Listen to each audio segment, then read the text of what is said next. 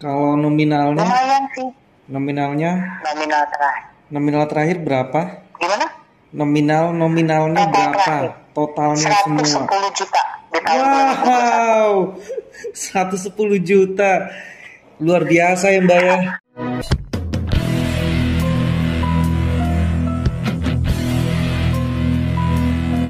Kenapa kok bisa kita bisa sampai seperti itu? Karena kita takut sama pikiran kita sendiri, bayangan kita sendiri yang sebenarnya tuh semua itu tuh apa sih ya? Ya belum tentu terjadi juga dalam artian begini. Apa yang kita pikirkan itu sebenarnya tuh ya nggak seperti itu dan ternyata setelah dilalui ternyata bener kan?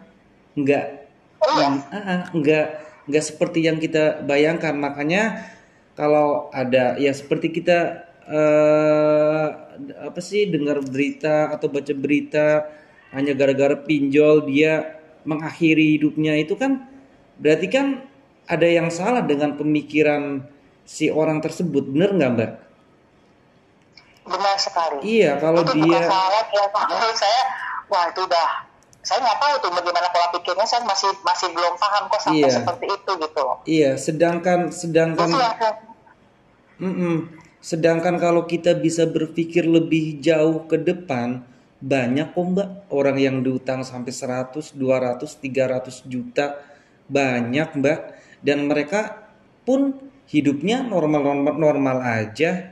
Berarti kan tergantung dari pribadi kan gitu kan, yang iya. nangis lebih dari saya. Oh, itu banyak gitu kan. Mm-mm. Nah, sebenarnya tuh yang bikin riwah yang bikin pikiran kita bercabang itu ya kan, kita tuh nggak hanya berutang di satu tempat ya nggak. Itu yang Benar. pertama. Terus yang kedua ya kan, cara penagihannya si pinjol ini ya Mbak tahu sendiri gimana bisa dibilang kalau dibilang penagihannya itu bikin kita nggak nyaman banget, iya ya kan, udah pasti dia spam WhatsApp, telepon dan lain-lain lah. Nah itu bikin kita Bahasanya, bahasanya bahasanya kan. juga itu bikin bikin apa sih mental kita dibilang down, iya ya kan.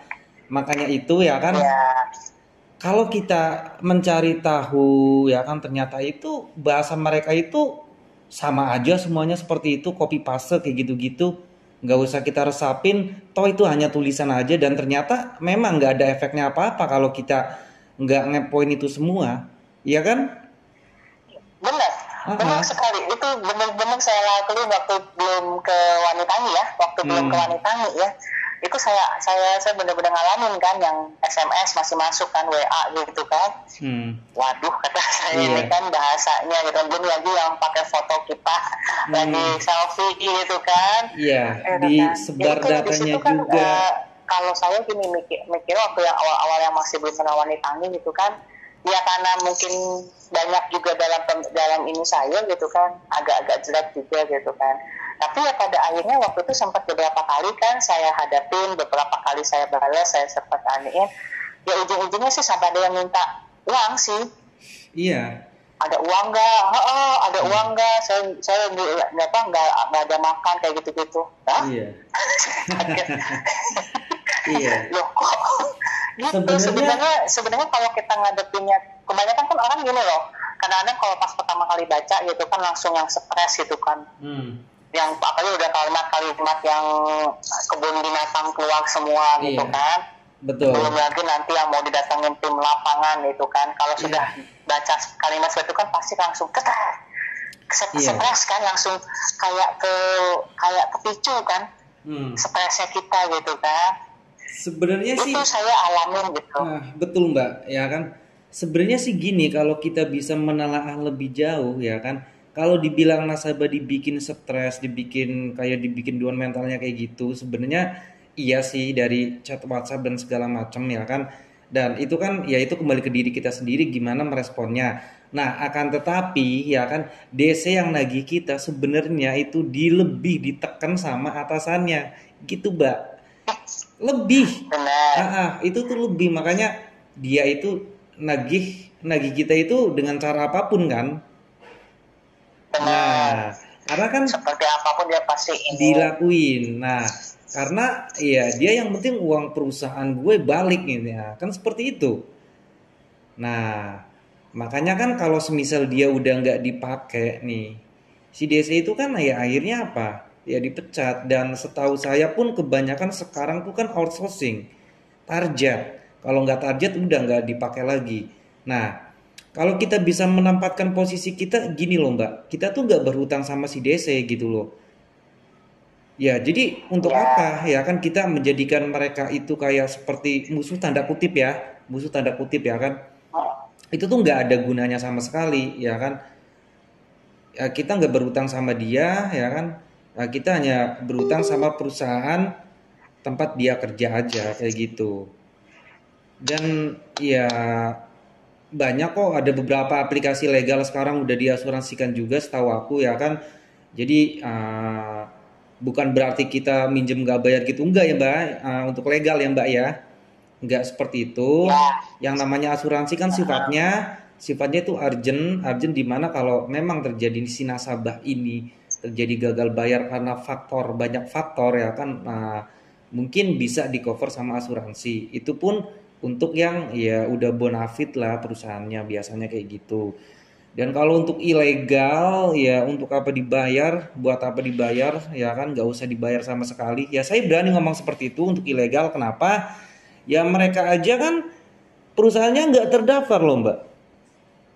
Iya, mereka nggak ada kantornya juga ya. kantornya aja nggak jelas. Mereka aja nggak ada izinnya loh untuk mendirikan perusahaan, nggak ada izinnya. Mereka itu nggak membayar pajak. Udah gitu bunga dan tenornya nggak sesuai ketentuan OJK. Ya 7 hari kan Mbak? Iya, benar. Iya 7 hari, bunganya berapa Mbak? 100% toh? Oh, Wajar gila, nggak? bukan 100% lagi loh, lebih Iya, kalau hitung-hitung. Karena gila kan udah ya kan? dipotong kan, sebelum cari dipotong dulu kan? Iya. Nah, itu tuh nggak ada dalam aturan perkreditan, itu nggak ada di negara manapun, nggak ada, Mbak. Nggak ada yang aturannya seperti itu kecuali ya di dunia ilegal itu. Mereka Ya semaunya makanya, sendiri. Ya, gitulah ya kan, makanya kekuatan ilegal itu hanya ada pada data ketika kita mengajukan pinjaman itu, yang kita kirim foto kita, foto selfie, terus KTP kita dan segala macam. Nah, itu dijadikan kekuatan untuk sebar data nanti jika terjadi gagal bayar atau telat bayar. Nah, itulah cuma satu aja sih kekuatan mereka, kalau secara hukum mereka yang ada diberantas. Kan seperti itu. ya, Ah, ah. ya tekanan mereka bisa nekan kita tuh kan karena punya foto kita, punya data kita Iya. gitu kan. Untuk yang sebar data itu kan kebanyakan orang kan kalau sekarang mungkin sampai sekarang mungkin ya masih malu kan kalau ketahuan ngutang ya. Iya, sebenarnya sih kembali ke diri kita sendiri ya Mbak ya, menempatkan posisi utang itu bagaimana. Menurut aku sih nggak pernah merasa punya malu ya untuk apa namanya sih, untuk ketahuan ngutang kayak gitu. Kenapa? Ya kan, ya berarti ngutang tandanya itu aku nggak punya uang kan, seperti itu. Dan aku pun nggak hutang ke orang yang ngomongin kita, paham nggak? Dan kalau aku sih menempatkan posisi utang seperti itu gitu, dalam artian begini, aku diomongin sama si A, itu si Bang Kucing tuh punya utang begini-begini. Kalau saya sih nggak peduli, selama saya itu nggak ngerepotin dia, paham nggak gak? Paham nggak Mbak di sini? Iya, Nah, iya, iya, paham, paham, iya, paham. kalau menurut aku tuh gini, utang itu sebenarnya sih bukan aib juga ya, bukan aib ya kan, karena negara aja berhutang loh. Kan jadi iya, negara aja punya utang ya kan. Lah, terus kalau kita punya utang, kenapa kita harus malu ke si A si B-nya? Kalau aku sih seperti itu, prinsip orang sih masing-masing ya. Mungkin kalau ada orang yang malu karena berutang ya itu pemikirannya dia, berarti kan ya ya kita nggak tahu dia mikirnya itu seperti apa. Nah, malu itu kalau kita mencuri, malu itu kalau kita ya istilahnya berbuat apa sih ya, yang merugikan orang lain lah, paham nggak di sini? Merugikan dan merugikan Korupsi apa korupsi gitu kayak kan. gitu-gitu. Nah, Kalau hutang ini apalagi hutang online ya, hutang online kan istilahnya uh, berbeda lah, nggak kayak hutang offline ya. Kecuali kalau saya hutang sama Mbak ya kan, saya hutang sama Mbak nih Iya, semisal dan saya nggak bayar ya, saya yang malu gitu, paham nggak? Karena ini sifatnya paham. sifatnya pribadi, lebih ke pribadi. Nah kalau hutang online ini kan bukan dalam artian kita hutang ke perusahaan ya. Dalam artian gini, contoh kalau kita utang ke legal atau perbankan, dan di situ pun ada resiko-resikonya nanti, seperti kayak apa nama kita nanti terblacklist, terus apa sih data-data kita nanti istilahnya kalau untuk ya pokoknya dipersulit lah kayak gitu gitulah ya kan. Ya kan paling itu cuma itu resikonya. Ya kan tapi kalau kita utang sama saudara atau teman ya pasti ada rasa malu kan setiap hari kita ketemu. Ya Ya pada benar. Itu yang sekarang saya berbeda. sedang jalanin gitu. Lagi lebih fokus ke utang offline saya daripada yang online. Iya, hutang Gitu loh. iya. Saya nggak mau lagi mikir. Maksudnya bukan nggak mau sih. Maksudnya saya lebih baik saya bayar offline dulu deh gitu. Karena itu Iya. utangnya ke orang kan, maksudnya ke saudara gitu loh. Iya, jadi ada peribahasa sih, ada peribahasa begini, Mbak. Kota Hiroshima Nagasaki hancur karena bom atom. Nah, persaudaraan bisa hancur karena hutang. Iya, kan seperti itu Utang. ada. Iya, betul kan? Iya, Nah, benar sekali. iya, jadi Sensitif masalahnya. betul, betul sensitif. Jadi sih kalau menurut aku kalau memang Mbak punya tanggungan offline, yaitu offline dulu. Sama seperti kayak saya dulu waktu saya gagal bayar pinjol juga bebarengan. Pasti terkena hutang offline juga kan buat gali lubang tutup lubang. Itu Ya, nominalnya benar. juga agak lumayan ada di angka 10-an kalau waktu kalau nggak salah tuh hutang offline saya. Nah, di saat itu saya fokusin untuk bayar yang offline dulu, saya cicil. Ya pastinya ada pembicaraan secara kekeluargaan lah. Paham nggak di sini? Kalau saya mampunya Paham. mencicil setiap bulannya segini karena saya punya masalah seperti ini, tapi masalah ini tuh biar jadi urusanku sendiri, paham nggak? Maksudnya si pinjol ini gitu. Paham. Nah, Iya, iya, paham. akhirnya aku setiap bulan mencicil Ya, sekian sekian sekian sampai selesai itu benar sampai selesai utang offline itu waktu itu di angka kurang lebih 10-an itu. Dan rasanya itu lega ketika utang offline udah selesai ya kan. Dan utang online pun lega dengan gagal bayar.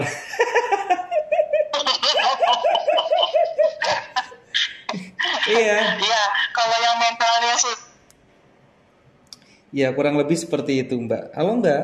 pasti lega lah gitu kan. Ah, Iya, kalau yang iya. mentalnya udah sekuat masuk mah. Iya, betul. Halo Tapi kan Mbak. tidak, tapi kan ya itu tadi kan. Semoga sih saya sih berharap gitu kan, maksudnya semoga kedepannya, makanya saya bilang alhamdulillahnya kan di sini tuh kan banyak banget informasi kan, edukasi tentang seputar pinjol gitu kan, dan saya juga berharap Hmm, sih kedepannya masyarakat lebih lebih paham lah gitu, lebih memahami lah gitu loh, bahwa yang namanya hutang pinjol itu nggak semengerikan dan nggak semenakutkan apa yang dikatakan oleh orang gitu loh mas. betul, betul. Gitu. Mantap, luar biasa. Ya walaupun awalnya memang mental naik turun, ya saya akuin saya juga mengalami itu gitu kan, Manusiawi, Mbak. makanya Manusiawi. bohong kalau kita, iya kebohong kalau kita punya hutang pinjol terus nggak mengalami yang namanya sih nggak mengalami ancaman tuh bohong banget ya, pasti kita Bohong, dan mental ya. kita naik turun tuh itu pasti kita mengalami itu semua gitu loh. Hmm, Tapi itu tadi seiring berjalannya waktu kita banyak kumpul dengan orang-orang yang senasib, orang-orang yang pengertian, orang-orang yang lebih paham kita, ya insya Allah sih mas kedepannya lebih lebih ringan menurut saya loh ya, lebih ringan mantap, mantap, gitu loh luar biasa, perasaan Mbak. Luar biasa. gitu. Dan Itu pengalaman alhamdulillah, saya. iya dan alhamdulillah sekarang Mbak udah apa sih namanya menjalani hidup seperti biasa lagi dan ya normal lagi ya Mbak ya setelah melalui fase-fase yang sulit itu. Itu benar-benar Iya, saya bayangin pasti ya sangat berat di saat Mbak kena pinjol, Mbak kena musibah anak Mbak juga ya kan. Terus Iya, apa nominal pinjolnya juga 110 juta dan itu tuh nggak semua orang itu bisa ngelewati di fase itu. Mbak apa namanya bisa ngelewatin itu semua berarti kan Mbak sanggup untuk menerima semua ujian itu. Betul nggak Mbak? iya. Ya. Alhamdulillahnya, insya Allah sampai ke depannya, insya Allahnya gitu. Makanya ya tetap sih sekarang ya tetap kalau disebut maksudnya gini dalam pengertiannya untuk fase mental pinjol insya Allah sudah santai ya, saya lebih santai gitu kan, Hmm. karena alhamdulillah saya dipertemukan dengan orang-orang yang memang paham dan mengerti dan selalu menginformasikan hal-hal Hmm. seputar pinjol gitu kan, gitu. Hmm. Walaupun masih ada hal lain lah gitu yang masih harus saya hadapin kan gitu. Hmm. Hmm. Oke, ada Gitu. lagi Mbak yang mau Mbak ingin sampaikan dengan cerita Mbak yang luar biasa seperti ini? Mungkin ada Mbak mau tambahin sedikit atau apa kayak gitu-gitu. Monggo Mbak kalau ada memang. Eh, Sepertinya sih nggak ada sih. Saya cuma mau berterima kasih saja sih sebenarnya sama tim Wanitangi. Semua timnya saya berterima kasih dari tim yang awal sampai yang sekarang gitu loh. Karena ya kalau tanpa adanya tim Wanitangi, kemungkinan saya juga tidak akan pernah tahu bagaimana informasi seputar pinjol, edukasi pinjol, dan saya juga tidak akan bertemu dengan orang-orang yang sudah melewati fase lebih dulu dibandingkan saya menghadapi yang namanya mental drop gitu kan. Tapi saya bertemu dengan kalian, saya kumpul dengan kalian, ya alhamdulillahnya saya menjadi orang yang oh iya ya gitu, bahwa saya punya teman, saya tidak dikucilkan, itu aja sih. Iya, Terima siap. kasih aja sih untuk teman ini. Siap, terima kasih kembali juga Mbak, ya kan? Ya, kita bersama-sama lah, ya kan? Ya, istilahnya tuh ya apa ya? Kita tuh kalau udah jadi satu di grup dan kita bertemu di grup walaupun itu hanya online, tapi kita tuh merasa seperti ya kayak keluarga kayak gitu, seperti nggak ada perbedaan di antara kita. Kita itu semua sama, ya kan? Jadi apa sih namanya kalau kita bicara Mas Erik, kita bicara Bang Sony atau termasuk saya di sini juga, sebenarnya sama. Kita juga tuh pernah ngalamin apa sih fase yang sama gitu loh, dengan pengalaman yang sama juga, ya hanya berbeda nominal, berbeda kondisi kayak gitu-gitu aja, ya kan? Tapi tetap kita sama, kita sama di sini tuh sama-sama terjerat sama si pinjol ini gitu. Dari awalnya yang Ya, nggak tahu jadi tahu saya gitu. bilang saya berterima kasih banget kan gitu. Saya dipertemukan oleh tim Wanitangi ini loh. Ya, sama-sama Mbak, ya kan? Oke, mungkin ada lagi Mbak yang ingin Mbak sampaikan? Ya intinya jangan mau kalah dengan yang namanya intimidasi dari DC pinjol maupun FC pinjol, karena mereka sama-sama manusia, mereka Iya, hanya menjalankan tugas mereka karena mereka sendiri juga memiliki tekanan dan kewajiban iya, dari pihak betul. kantor mereka. Itu aja sih. Oke, mantap. Siap.